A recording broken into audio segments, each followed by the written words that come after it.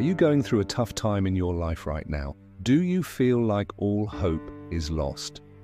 Well, I'm here to tell you that there is always light at the end of the tunnel, and sometimes that light can be found in the most unexpected places.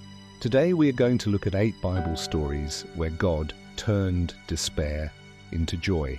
So make sure to watch until the end so you don't miss the last one. No, one Joseph sold into slavery by his brothers. Joseph had a rough childhood. His father Jacob loved him more than his other sons, which made them jealous. They hated him so much that they sold him to some traders who took him to Egypt. There he was bought by Potiphar, an official of Pharaoh, and became his personal slave. But Joseph didn't let this get him down. He kept his head up and continued to work hard. This paid off when Potiphar noticed how hard-working Joseph was and entrusted him with managing his household. But sadly, it also caught the attention of Potiphar's wife, who falsely accused Joseph of trying to assault her after he refused her sexual advances. This resulted in Joseph being thrown into prison. Yet, despite these hardships, Joseph never gave up hope. He continued to trust in God even when things looked bleakest. In the end, it was this faith that led to his freedom. After interpreting a dream for a fellow prisoner, Joseph was able to secure the Pharaoh's trust and was appointed as the ruler over all of Egypt. As you can see from Joseph's story, sometimes God will allow us to go through difficult times so that we can learn to trust him more and come closer to him in the process. Number 2, David and Goliath.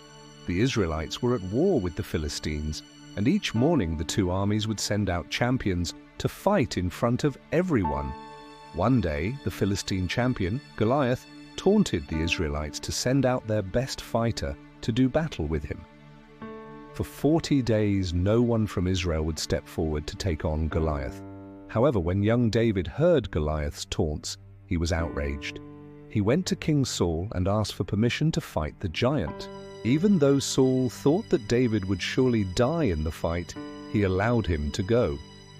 David knew that he couldn't defeat Goliath with just a sword or spear, so he did something crazy. He took a simple sling and 5 smooth stones and went out to face the giant. When Goliath saw that his opponent was just a young boy with a sling, he laughed and taunted him even more. But then David did the unthinkable. He launched a stone at Goliath and hit him right in the forehead. The stone was so heavy that Goliath fell to the ground and died. As you can see from this story, we should never underestimate God's power, because even when we feel like we are facing impossible odds, he can still help us to win. 3. Jonah and the whale. The prophet Jonah had a big task given to him by God. He was supposed to travel to the city of Nineveh and warn its people that God was angry with them and would destroy them if they didn't repent. However, Jonah didn't want to do this. He didn't like the people of Nineveh and didn't think that they deserved another chance. So instead, he ran away from God and boarded a ship going in the opposite direction. But God wasn't happy about this and sent a huge storm to stop the ship. Everyone on board was scared and started throwing cargo overboard to lighten the load. Unfortunately, Jonah was still on the ship and didn't want to leave, but eventually he was also thrown into the sea. Luckily, a large fish swallowed him and he ended up inside its stomach. Now you might think that this is where the story ends, but actually Jonah was in the belly of the fish for 3 days before it spit him out onto dry land. After this experience, Jonah finally realized that he could not run away from God and that he had to do what he had been called to do. So he went to Nineveh and warned its people once again. This time they listened to him and repented, and as a reward, God didn't destroy the city.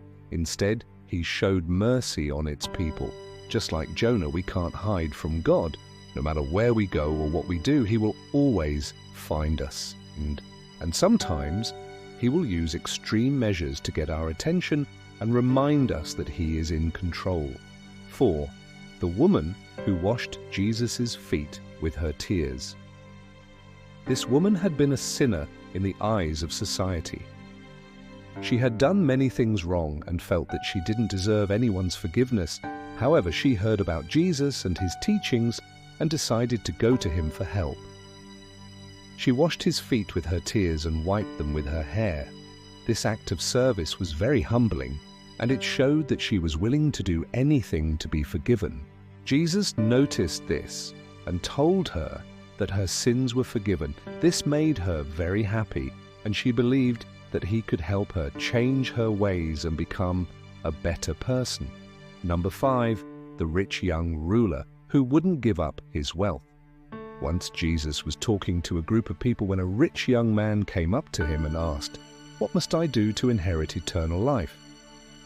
Jesus told him to follow him, but the man refused because he was too attached to his money. He walked away sad because he couldn't understand why Jesus wouldn't accept him. You see, this man had everything he could ever want, yet he still wasn't happy. He was so focused on acquiring more and more wealth that he forgot to take time to enjoy what he already had. As Christians, we shouldn't put our trust in material possessions, but rather in God alone. 6. Zacchaeus, the short tax collector, who climbed a tree to see Jesus. Zacchaeus was a short man who worked as a tax collector. He collected taxes for the Roman emperor and often had to deal with angry people. Because of his job, he had become rich, but he was very unpopular. He wanted to see Jesus, but because he was so short, he couldn't see over the crowd. So he did something very unique. He climbed up a tree near where Jesus was standing.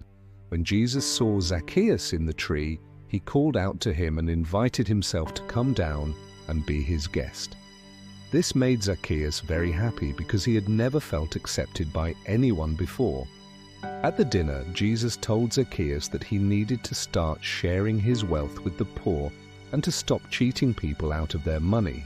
Zacchaeus promised to do this, and from that day on, he became known throughout the town for his generosity and kindness. 7. The man who was blind from birth. When Jesus was walking around one day, he saw a blind man begging by the side of the road. He stopped and asked the man if he wanted to be healed. The blind man said yes, but he also asked Jesus to heal him so that he could see. Jesus put some mud on the man's eyes and told him to wash himself in the pool of Siloam. When the man went to wash his eyes, he could see for the first time in his life. He was so grateful to Jesus for giving him the ability to see that he started to follow him around and praise him. This miracle was very important because it showed that Jesus had the power to heal not only physical illnesses but also spiritual ones. Before this, people thought that blindness was a punishment from God for some sin that the person had committed, but Jesus' healing of this man showed that this was not true. 8. Lazarus and the rich man. Once Jesus was teaching a group of people when he told them a story about a rich man and a beggar named Lazarus. The rich man lived a luxurious life and never worried about money. Lazarus, on the other hand, was very poor and often had to beg for food. He would sit outside the rich man's house, hoping that he would get some scraps of food. But the rich man never gave him anything. One day, both the rich man and Lazarus died. When they arrived in heaven, the rich man was very surprised to see Lazarus sitting at Jesus' side. Then Jesus told him that while the rich man had lived a comfortable life, he had ignored the suffering of others and hadn't shown any compassion. On the other hand, Lazarus had been poor and hungry, but he had trusted in God and had faith that he would be taken care of in the end. This story teaches us that we shouldn't be too concerned with our own comfort, but should also pay attention to the needs of those around us. I hope these stories have inspired you today and reminded you that no matter what situation you find yourself in, God is always with you and He wants to bring you joy. If you have a story of your own that you would like to share, please leave it in the comments below. Thanks for watching.